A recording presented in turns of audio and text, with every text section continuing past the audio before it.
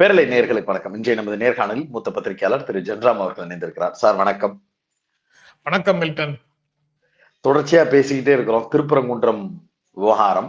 தமிழ்நாட்டில் திருப்பரங்குன்றத்தை ஒரு அயோத்தியாக மாற்றியே தீர்வோம் அப்படின்னு சொல்லியே பல வேலைகளை கடந்த சில ஆண்டுகளாகவே இந்துத்துவ அமைப்பினர் இந்துக்கள் என்கிற போர்வையில தொடர்ச்சியா வேலைகள் செஞ்சுக்கிட்டே இருந்தாங்க.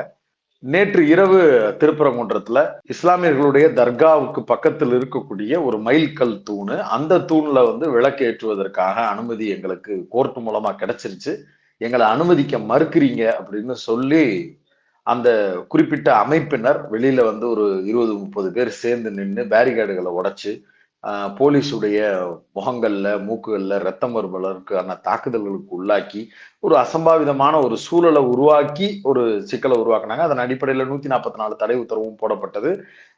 போலீஸ் ரொம்ப தெளிவா இல்ல இது ஒரு பெரிய சிக்கலா மாறும், அதனால இதுக்கு அனுமதிக்க முடியாது அப்படிங்கிறதையும் சொன்னாங்க. அதிருப்தி அடைந்த அந்த மனுதாரர் ராம ரவிக்குமார் என்கிற நபர் சினிமால வர்ற அள்ளி தூத்திட்டு போற காட்சி மாதிரி உட்கார்ந்து சாபம் போடுறேன் அப்படின்னு சொல்லிட்டு எல்லாருக்கும் சாபம் எழுத்துறேன்னு சொல்லிட்டு கற்பூரத்தை அடிச்சு பத்த வச்சுட்டு கிளம்பி போனாரு. ஒரு வழக்கமா தமிழ்நாட்டுல ஒரு மதத்தை செய்து மத அரசியலை கையில் எடுத்துக்கொண்டு இப்படி வர்றது அப்படிங்கிறது இப்ப இருக்கிற ஜெனரேஷன் பார்த்திருக்க ஒரு சூழலே நிலவல. திடீரென்று இப்படி ஒரு சம்பவம், அது ஒரு நாள் முழுக்க 2 நாள் முழுக்க ஒரு பெரிய பதட்டத்தை திருப்பரங்குன்றம் குறிப்பா மதுரை பகுதிகளில் இருக்கக்கூடியவர்களுக்கு எல்லாம் உருவாக்கிக்கிட்டு இருக்கு அப்படின்னு செய்திகளை பார்க்க முடியுது. எப்படி புரிஞ்சுக்கிறது? இல்ல, தமிழ்நாட்டை ஒரு ஆபத்து சூழ்ந்து கொண்டிருக்கிறது அப்படின்னு முதலமைச்சர் ஸ்டாலின் பேசியிருக்கிறாரு. விடுதலை சிறுத்தைகள் கட்சி தலைவர் திருமாவளவன் பேசியிருக்கிறாரு.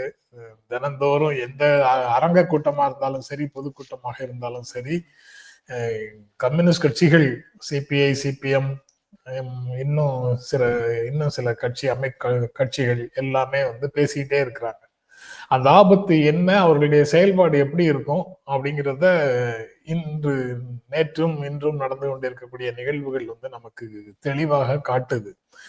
நீங்க சொன்ன மாதிரி தமிழ்நாட்டின் அயோத்தியாக திருப்பரங்குன்றத்தை மாற்றுவோம் அப்படின்னு அவங்க சொல்லிட்டு தான் செய்யறாங்க.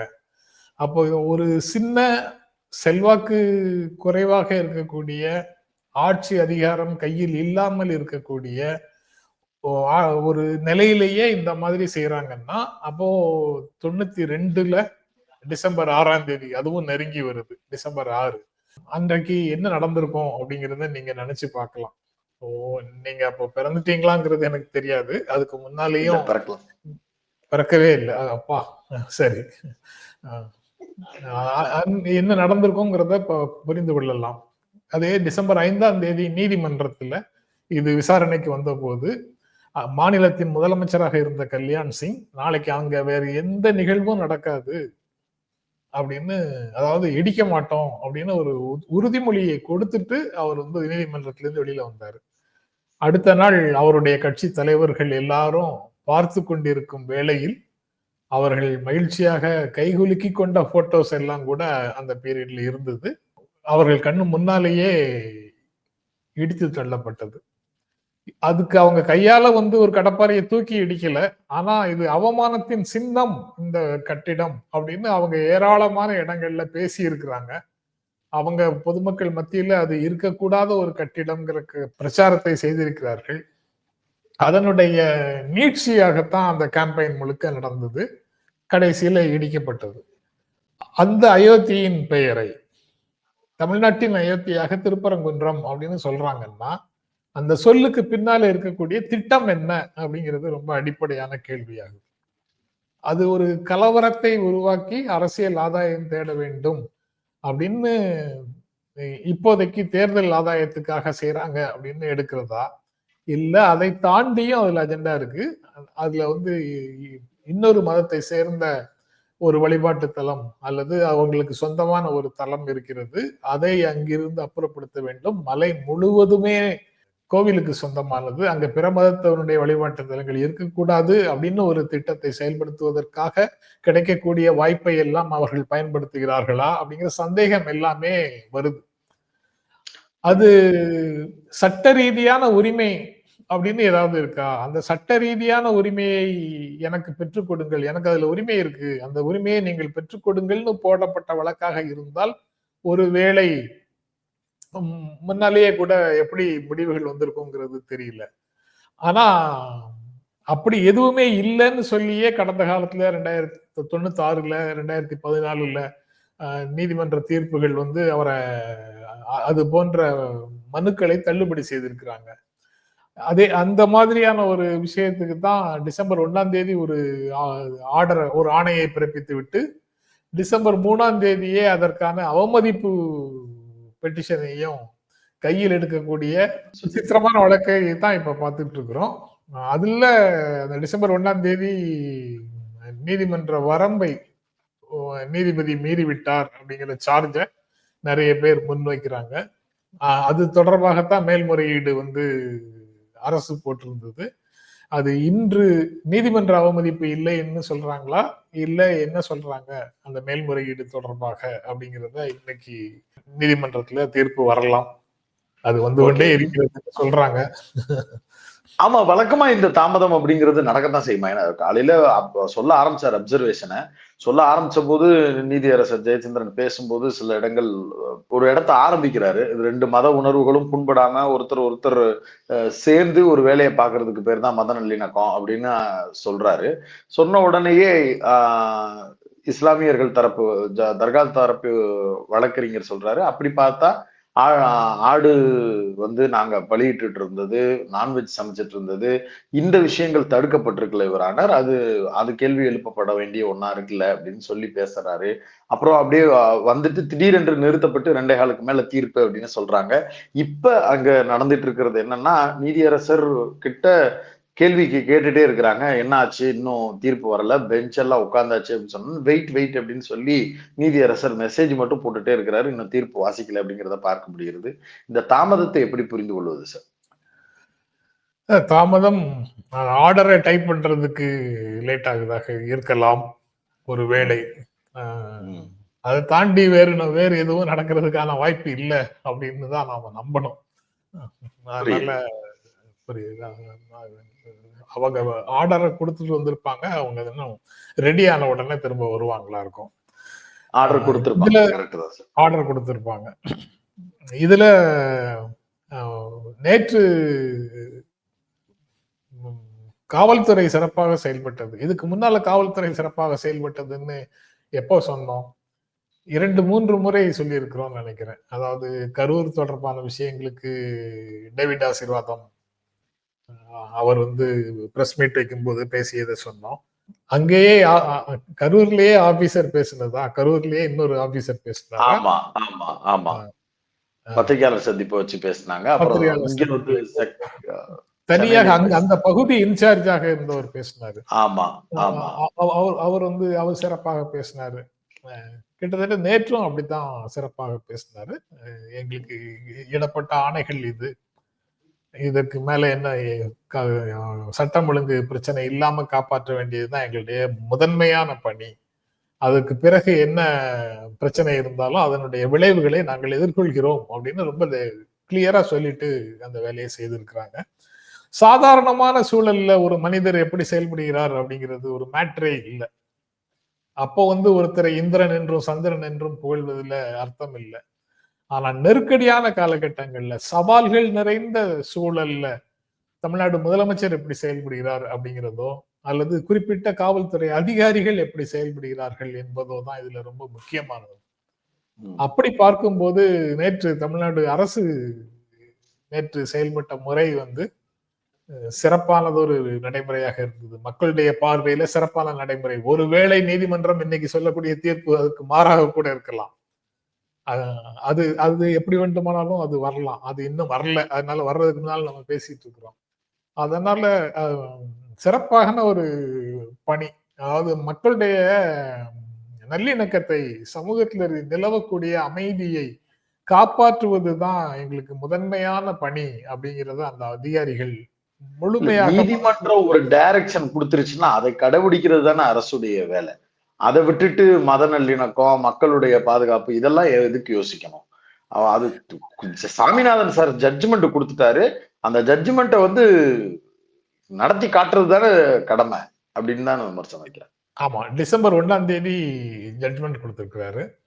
டிசம்பர் 3ஆம் தேதி அந்த கார்த்திகை தீபத்தை ஏற்ற வேண்டும் அப்படின்னு மனுதாரருடைய கோரிக்கையை நிறைவேற்றலாம் அப்படின்னு சொல்லியிருக்கிறாரு. கோவில் அத்தாரிட்டிஸ் வந்து 3ஆம் தேதி அதை ஏற்றணும், புதிய இடத்துல ஏற்றணும், நேற்று வரை ஏற்றின இடத்துல இல்ல, புதிய இடத்துல ஏற்றணும்னு சொல்றாரு.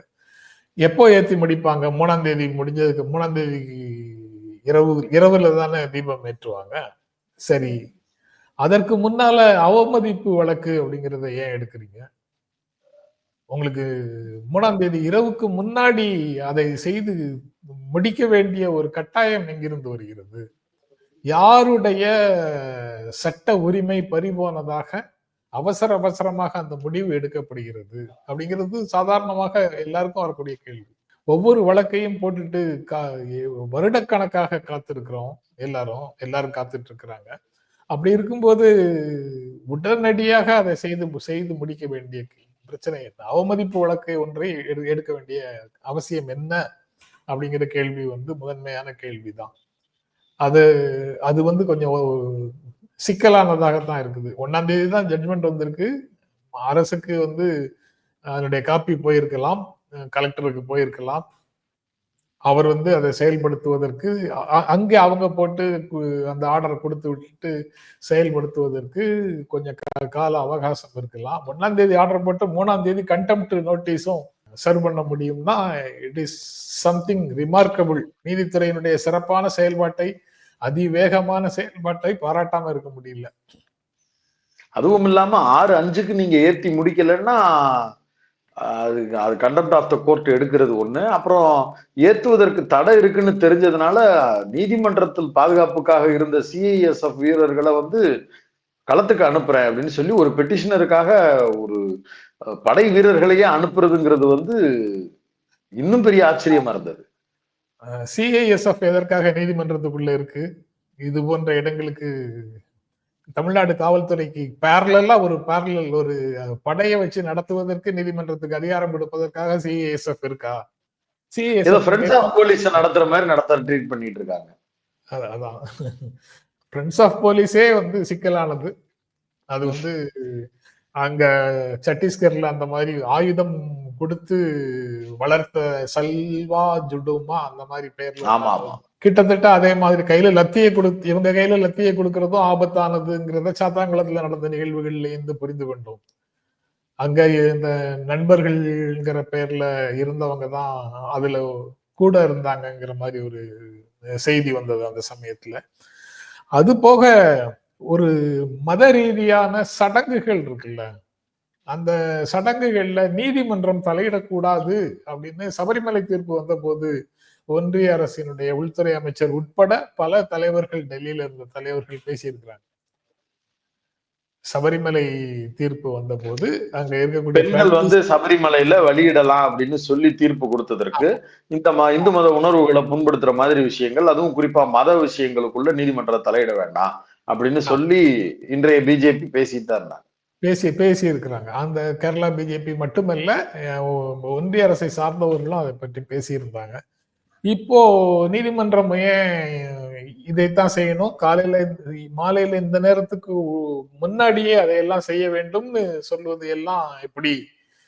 அது மத ரீதியான ரிச்சுவல்ஸை வந்து அவங்க எப்படி டைரக்ட் பண்ண முடியும் அப்படிங்கிற கேள்வி வருது.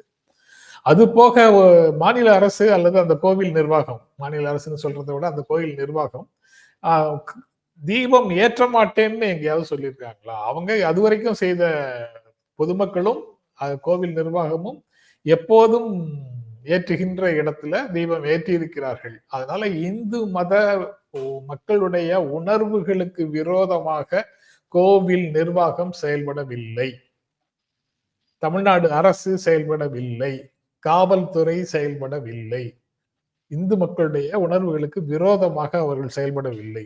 தீபம் ஏற்ற விடாமல் தடுத்தார்கள் அப்படின்னு சொல்வது முழுமையான பொய். தீபம் ஏற்றிருக்கிறார்கள். திருவண்ணாமலையில 10 லட்சம் பேர் கிட்டத்தட்ட இருந்திருப்பாங்க. அவங்க எல்லாரும் கூடிய கூட்டத்துல மிகச்சிறப்பான முறையில எப்படி நடக்குமோ அப்படி நடந்து முடிஞ்சிருக்கு.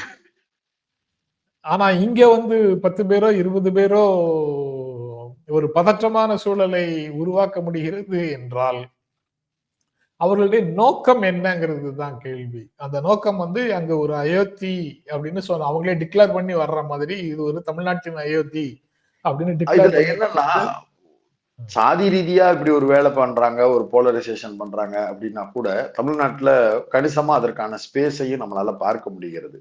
அங்கனைக்கு எங்கன்னா சாதிய வெறிகளோடு சாதிய உணர்வுகளை தூண்டும் விதமாக சாதியத்திற்கு அடையாளமாக இருக்கக்கூடிய அரசியல் தலைவர்களாக தங்களுடைய கட்சிக்கு கொள்கை தலைவர்களாக பயன்படுத்துறது, அப்புறம் சாதிய நபர்களை உசுப்பேற்றும் மாதிரி மேடையில ஏறி நின்று நெஞ்ச நிமித்திக்கிட்டு இப்படி பண்றா அப்படி பண்றா, அவன்டா நீ இவன்டா நீ அப்படின்னு சொல்றது, இந்த மாதிரியான வேலைகள் எல்லாம் பண்றாங்க. அதனால அப்படி ஒண்ணு செஞ்சாங்கன்னா கூட அதுல ஒரு லாஜிக்கை நம்மளால புரிஞ்சுக்க முடியுது. தொடர்ச்சியா தமிழ்நாட்டுல மத விஷயத்துக்குள்ள வந்து வந்து அது பேக்ஃபயர் ஆகிக்கிட்டே தான் இருக்கு.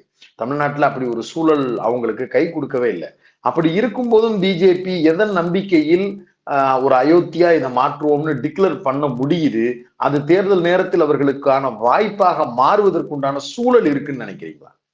இல்ல அது எப்படி மக்களுடைய பார்வை வந்து சரியான முறையில இருந்ததுன்னா அவங்களுக்கு எதிராகவே தான் அது போகும். ஏன்னா சமஸ்கிருத சிக்ஷான் உட்பட அதனுடைய நிதி உட்பட ஒன்றிய அரசினுடைய திட்டங்களை அல்லது நிபந்தனைகளை மாநில அரசுகள் செயல்படுத்தினால்தான் நிதி தருவோம் அப்படின்னு சொல்றாங்க. அப்ப அந்த நிதி வரலன்னா தமிழ்நாட்டில் இருக்கக்கூடிய இந்துக்கள் தான் அதிகமாக பாதிக்கப்படுகிறார்கள், இந்து மாணவர்கள் தான் அதிகமாக பாதிக்கப்படுகிறார்கள். அது எப்படி ஒன்னொன்னா சொல்லிட்டு போலாம். எந்தெந்த ஒன்றிய அரசு செய்கின்ற காரணத்தால் இப்போ எஸ்ஐஆர் நடக்குது, கிட்டத்தட்ட ஒரு 77 லட்சம் வாக்காளர்கள் நீக்கப்படுவார்கள் அப்படின்னு ஒரு அப்படி நீக்கப்படலாம் அப்படிங்கிறது தெரியுது. அது எல்லாமே இறந்து போனவர்களும் 2-3 இடங்கள்ல இருக்கக்கூடிய பெயர்களும் மட்டும்தான் 77 லட்சமா? ஏற்கனவே வாக்குரிமை இருந்து இப்ப இழப்பவர்கள் அந்த படிவத்தை ஃபில் பண்ணி கொடுக்கறதுல வர்ற பிரச்சனைனால இழக்கிறோம்னா அதுல பெரும்பான்மையான ஆட்கள், அதுலயும் பெரும்பான்மையான ஆட்களாக இந்துக்கள் தானே இருக்க போறாங்க.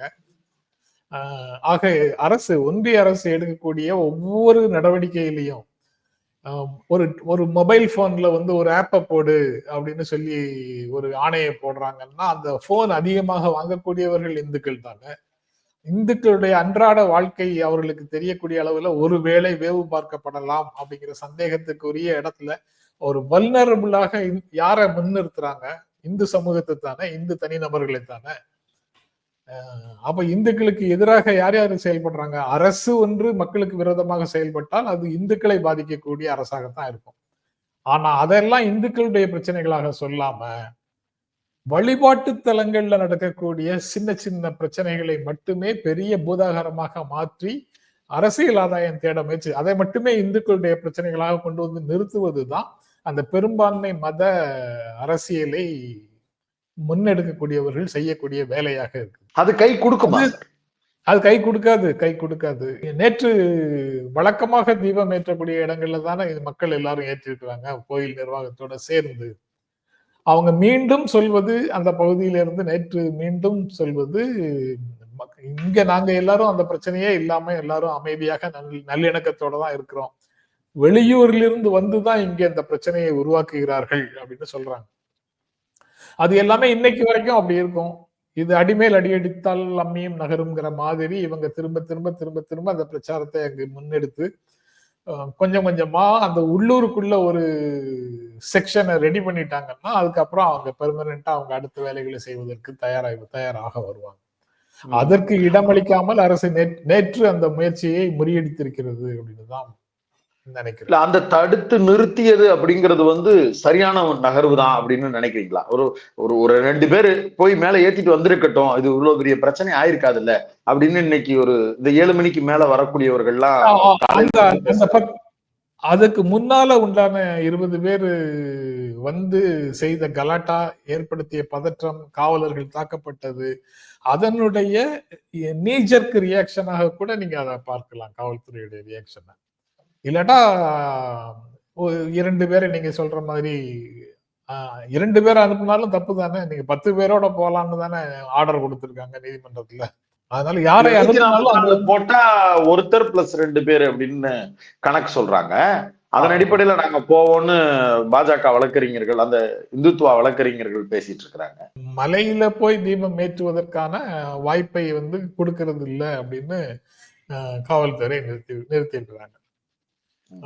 அது வந்து சமூக நல்லிணக்கத்திற்காக சட்டம் ஒழுங்கை காப்பாற்ற வேண்டிய பொறுப்பு வந்து மாநில அரசுக்கு இருக்கு. எதை செய்தாலும் சட்டம் ஒழுங்கை கவனத்தில் கொள்ள வேண்டும் அப்படின்னு சமூக நல்லிணக்கம் பேணப்பட வேண்டும்ங்கிறது அந்த 2014 தீர்ப்புல அந்த மாதிரி இதே கேஸ்ல வந்த தீர்ப்புகள்ல அரசின் கவனத்தில் அது இருக்கும். அதனால அரசு அப்படித்தான் செயல்பட முடியும், சட்டம் ஒழுங்கையும் கணக்குல வச்சுதான் செயல்பட முடியும்னு தீர்ப்புகள்ல சொல்லியிருக்காங்க. வரலாற்று ரீதியாக ஒரு 100 வருடங்களாக 1931வது வருடம் நடந்த ஒரு வழக்குல இருந்து கிட்டத்தட்ட இப்போ நேற்று நிர்வாகம் ஏற்றிய இடத்துலதான் தீபத்தை ஏற்றி கொண்டிருக்கிறார்கள். அதுக்கப்புறம் பல இந்த டிமாண்ட் அப்பவே வந்திருக்கு. அந்த பக்கத்துல இருக்கிற இடத்துல ஏற்றணும், அந்த மைல்கல்லுல ஏத்தணுங்கிறது வந்திருக்கு. ஆனா எல்லாருமே அதை எதிர்த்து இருக்காங்க, மக்களும் எதிர்த்து இருக்கிறாங்க, நீதிமன்றமும் அது தேவையில்லாததுன்னு சொல்லி இருக்குது. இந்த வழிபாட்டு தலங்கள் சட்டம் இருக்குல்ல, பிளேசஸ் ஆஃப் வர்ஷிப் ஆக்ட் 1991-92 அந்த ரேஞ்சில, அந்த சட்டத்துல வந்து வழிபாட்டு தளத்தை மாற்ற முடியாது. ஆனா அந்த இதுல வந்து ஆய்வு செய்வதற்கு வழி இருக்குன்னு சொல்லி சந்திரசூட் ஒரு தீர்ப்பு கொடுத்தார்ல. ஆமா, அந்த மாதிரி இந்த தீர்ப்புல ஒரு தீர்ப்புல அங்க நீங்க தீபம் ஏற்ற வேண்டிய அவசியம் இல்லை, கீழவே ஏற்றுவதுதான் சரியானது, கீழவே நீங்க ஏத்தலாம், மனிதர்களுடைய கோரிக்கை நிராகரிக்கப்படுகிறது.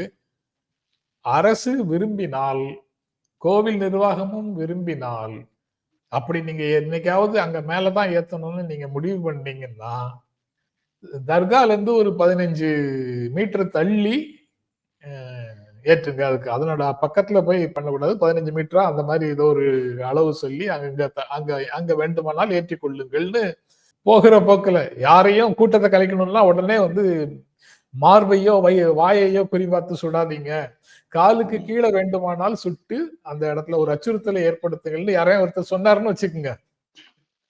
அதுக்கு என்ன பொருள்? யாரை பார்த்தாலும் காலுக்கு கீழே சுடலாமா? அந்த தீர்ப்பு வந்திருக்கு, காலுக்கு கீழே சுடலாம்னு தீர்ப்பு வந்திருக்குது, அவனை சுடு அப்படின்னு போய் காவல்துறையை சொல்லிக்கிட்டே இருப்பீங்களா? அந்த மாதிரி சொன்ன ஒரு தீர்ப்புல சொன்னதை வச்சுக்கிட்டு தான் இப்போ வந்து உச்சியில அந்த உச்சி பிள்ளையார் கோவில் அருகில உள்ள தீபத்தூணுக்கு பதிலாக மலை உச்சியில இருக்கக்கூடிய இன்னொரு இடத்துல மைல்கல்லா அதுல ஏற்றுவதற்கு இவங்க கேட்கிறாங்க. அதுதான் வந்து மதுரை மெட்ராஸ் உயர்நீதிமன்ற கிளை மதுரை கிளை அந்த தீர்ப்பு 1ஆம் தேதி கொடுத்திருக்குது. நேரடியா ஸ்பாட்ல போய் விசிட் பண்ணி கொடுத்திருக்காங்க. இதுல இன்னொரு முக்கியமானது, கடந்த காலங்கள்லயும் திமுகவை முதல்வரை விமர்சிச்சவர்கள் கூட நேற்றைய அந்த நடவடிக்கைக்கு பிறகு ஒரு பெரிய அளவிற்கான பாராட்டுகளை முதலமைச்சர் ஸ்டாலின் அவர்களுக்கு கொடுக்கிறத பார்க்க முடிகிறது. எம்ஜிஆர் மண்டைக்காடு கலவரத்தின் போது செய்ய தவறிய ஒன்றை ஸ்டாலின் வந்து துணிச்சலோடு செய்திருக்கிறார் அப்படின்னு சொல்றாங்க. கலைஞருடைய ராஜதந்திரமும் ஜெயலலிதாவுடைய ஒரு தைரியமான மூவும் சேர்ந்த மாதிரியான ஒரு வேலையை செஞ்சிருக்கிறாங்க அப்படின்லாம் சில பதிவுகளை பார்க்க முடிகிறது. இவங்கெல்லாம் யாருன்னா, ஒரு 2 வாரம் 3 வாரத்துக்கு முன்னாடி வேறு சில வேலைகள்ல முதலமைச்சரையும் திமுகவையும் விமர்சித்தவர்கள். அவங்க எல்லாரும் தொடர்ச்சியா எழுதுறாங்க. வெளியில இருந்து பார்க்கக்கூடிய நபர்களுக்கு என்ன போலீஸை வச்சு தடுத்துட்டாங்க, இதுல என்ன அப்படின்ற மாதிரி ஒரு தோற்றம் இருக்கலாம். அது எவ்வளவு முக்கியத்துவம் வாய்ந்த ஒரு நகர்வு, எவ்வளவு கிளவரா எடுக்கப்பட்ட முடிவுன்னு நீங்க நினைக்கிறீங்க சார்? அதை எக்ஸ்பிளைன் பண்ண முடியுமா? அந்த பகுதியில மிகப்பெரிய அளவுல ஒரு மோதலை உருவாக்கக்கூடிய ஒரு நிகழ்வாக அது இருந்திருக்கும். சீண்டல்களும் மோதல்களுமாக அது மாறி இருக்கும். நேற்று அதை காவல்துறை தடுத்திருக்கிறது. அது அரசியல் ரீதியாக எடுக்கப்பட்ட முடிவாகத்தான் இருக்கணும். அப்படி இருந்ததுன்னா அது ரொம்ப சரியான முடிவு தான். அரசு எடுத்த முடிவு வந்து ரொம்ப சரியான முடிவு தான். நீங்க மண்டைக்காடுல எம்ஜிஆர் செய்த தவறை சொன்னீங்க. கோயம்புத்தூர்லயும் திமுக அரசு, கலைஞர் தலைமையிலான அரசு வந்து மிகச்சிறப்பாக அதை கையாண்டதுன்னு நான் நினைக்கல. அங்கேயும் அவங்களை கால் பதிக்க விட்டு விட்டார்கள்னு தான் நான் நினைக்கிறேன். ஏதோ ஒரு இடத்துல அந்த பிரச்சனை வந்துருச்சு. ஏதோ ஒரு இடத்துல அரசு வந்து சரியாக கணிக்கவில்லை, செயல்படவில்லை. அதனாலதான் அந்த கோயம்புத்தூர் இது சிக்கல் வந்ததுன்னு நான் நினைக்கிறேன். ஆக்சுவலா எம்ஜிஆர் மண்டைக்காடு பிரச்சனை என்ன பிரச்சனை சார்? அந்த கோவிலுக்கும் அங்க சுற்றி இருக்கக்கூடிய கிறிஸ்தவ சமூகத்துக்கும் இடையில உண்டான ஒரு சிக்கலாக அது வந்தது. என்ன பண்ணாரு எம்ஜிஆர்? இல்ல காவல்துறை வந்து கடுமையான நடவடிக்கைகளை மக்கள் மேல எடுத்தது, கலவரமாக எடுத்தது. அது கிட்டத்தட்ட ஒன் சைடடாக அந்த ட்ரீட்மெண்ட் வந்ததாக வந்தது. அதனால அது கன்சால்டேஷன், அந்த கலவரத்திற்கு பிறகுதான் வந்து ஹிந்துஸ் வர்சஸ் கிறிஸ்டின்ஸ் அந்த ஏரியால ஒரு டிவிஷன் வந்து சேர்ந்தது. கன்சால்டேட் பண்றதுக்கு அந்த கலவரம் வந்து துணையாக இருந்தது. அப்படியே கட் பண்ணா திருப்பரங்குன்றத்துல நேத்து அப்படி ஒரு நடவடிக்கை போலீஸ் பேசி முடிச்சதுக்கு பிறகு சுத்தி இருந்த மக்கள் பூரா கைதட்டி உற்சாகப்படுத்துறாங்க. போடுறாரோ அப்படி போடு அப்படி போடு அப்படின்ட்டு சங்கிகளை கிளம்பணும் அப்படின்னு ஒரு பெரிய மகிழ்ச்சிய மக்கள் தெரிவிக்கிறாங்க.